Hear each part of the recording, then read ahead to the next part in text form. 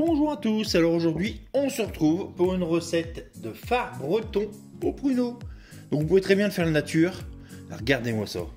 Est-ce que c'est pas gourmand?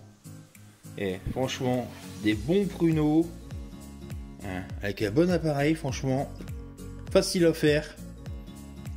Allez, on passe tout de suite à la liste des ingrédients.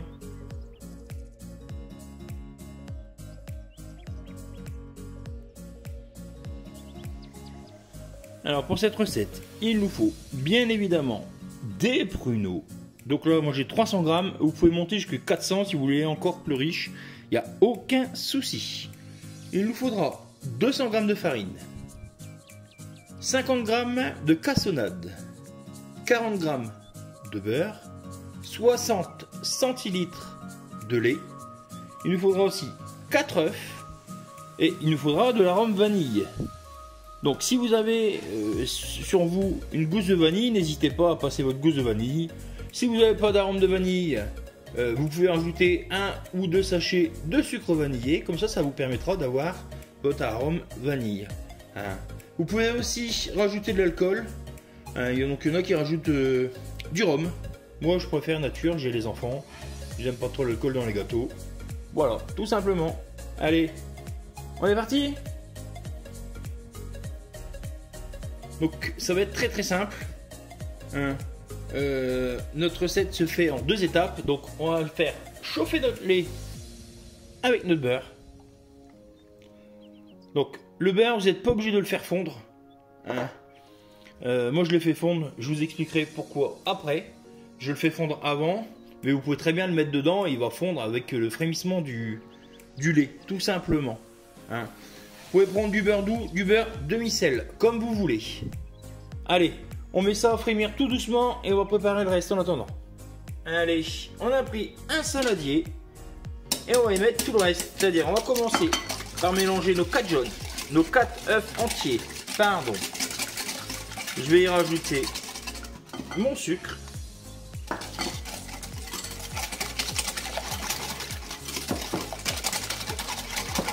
Je vais y rajouter tout de suite mon arôme vanille.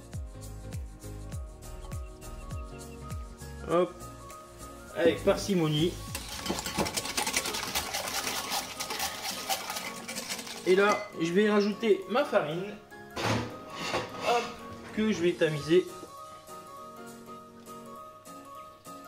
pour éviter les grumeaux.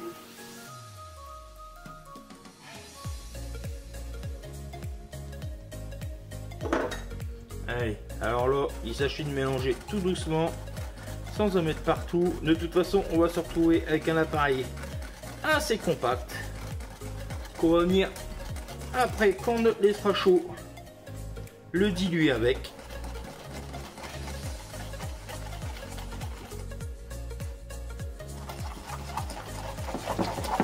Allez, et là, on mue énergiquement pour enlever et quelques grumeaux. On va bien dans les coins pour enlever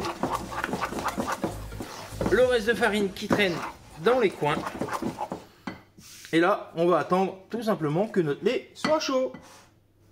Allez, notre mélange lait et beurre est chaud. Allez, on va tout mettre et on se dépêche de mélanger sans brûler. Bien chercher sur les côtés pour avoir un appareil bien épais. Et on va se retrouver avec un appareil qui a à peu près, on va dire, la même consistance qu'une pâte à crêpes. On peut dire ça.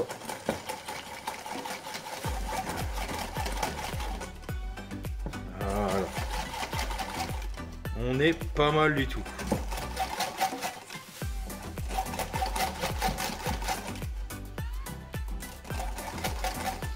Allez, on la met de côté et on s'occupe du moule. Alors, pour le moule, donc j'ai pris un moule à bord haut. Donc, j'ai fait fondre le beurre pour pouvoir récupérer, vous savez, ce qui reste dans la verrine. Et au pinceau, j'ai donné un coup sur les côtés et j'ai fariné, hein, comme on fait classiquement. Par contre, au fond, moi je mets toujours un bout de papier sulfu. Alors il y en a, ils préfèrent beurrer, fariner la totalité. Je me suis déjà fait assez avoir pour maintenant plus m'embêter et mettre systématiquement un bout de papier sulfurisé. Donc là, ce qu'on va faire, c'est qu'on va y présenter nos 300 g de pruneaux. On va les répartir. Donc là, j'ai pris 300 g. Vous pouvez très bien prendre 400, il n'y a pas de souci. Et moi, je les ai pris dénoyautés.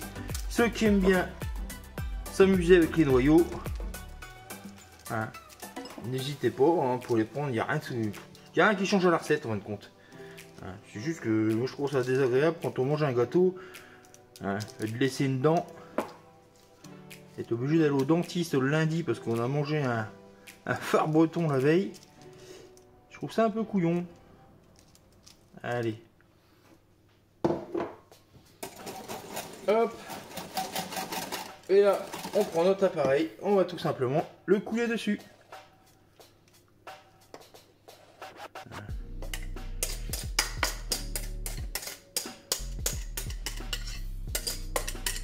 Hop.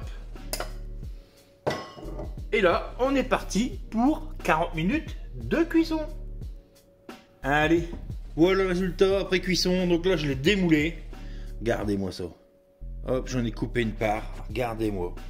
Ces petits pruneaux, ces petits côtés dorés sur les côtés et tout. Et franchement, ça va être délicieux.